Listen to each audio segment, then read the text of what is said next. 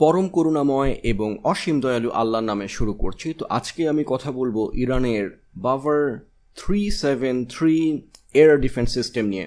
তাহলে চলো ভিডিওটা শুরু করি।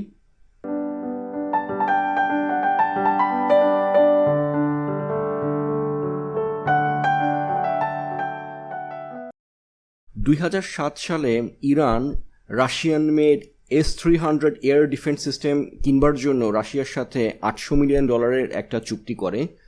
পরবর্তীতে ওয়েস্টার্ন প্রেশারের কারণে রাশিয়া 2010 সালে এই চুক্তি থেকে সরে আসলে ইরান ঘোষণা করে যে তারা নিজেরাই হোমমেড এয়ার ডিফেন্স সিস্টেম বানাবে নিজেদের দেশের আকাশসীমা সেফগার্ড করবার জন্য, এবং এইটারই ফলো আপ হচ্ছে বাভার 373, যেটা প্রথম 2016 সালে দৃশ্যপটে আসে এবং 2019-এ এইটা ইরান আর্মিতে সংযুক্ত হয়।